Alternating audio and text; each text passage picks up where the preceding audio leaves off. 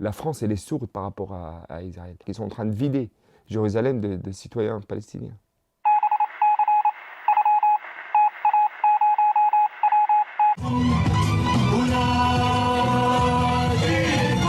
C'est une carte où il n'y a pas de pays, il n'y a pas de Palestine dedans.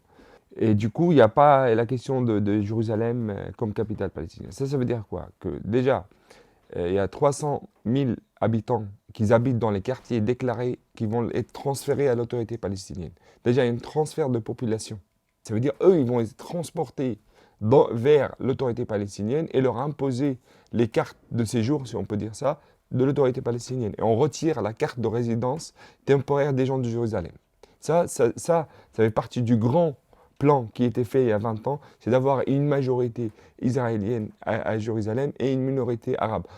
Par exemple, il y a la question de la colonisation à Silouan. Il y a un plan pour le démolir, pour faire le jardin de David. Il y a des milliers, il y a des milliers d'habitants.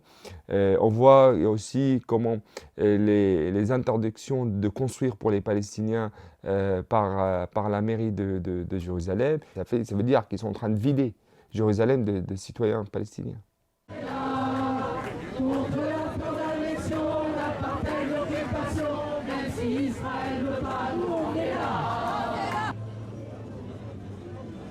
La détention administrative, en fait, c'est une loi qui a été faite par le monde britannique avant l'occupation israélienne. Et l'occupation israélienne, elle l'a repris pour l'appliquer sur les Palestiniens.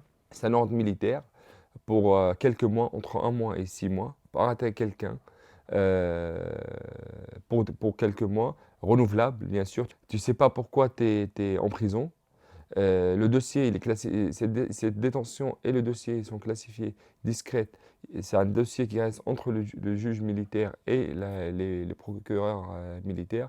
Ni le prisonnier ni l'avocat ont accès au dossier.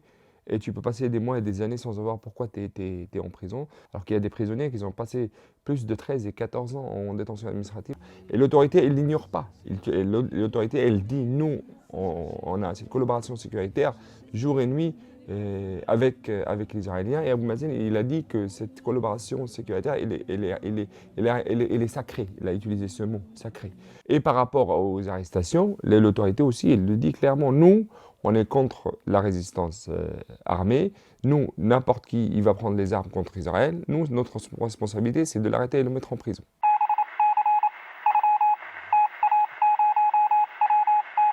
Non, je n'étais pas traité comme un Français. Ça, c'était clair. Il y avait 2 poids, 2 mesures dans plusieurs cas. On a vu ça quand il y avait le caporal franco-israélien Gilad Shalit, comment ça a été le cas. En Mexique, comment ça a été aussi. En Turquie, dans le même temps que j'étais moi en prison, le ministère des Affaires étrangères, il est allé chercher un journaliste lui-même en Turquie. Mais quand on parle d'Israël, la France, malheureusement, elle continue de traiter Israël comme un pays au-dessus de loi internationale. Israël, elle peut bafouer les lois comme elle veut. Et la France, elle suit malheureusement la politique américaine dans la région.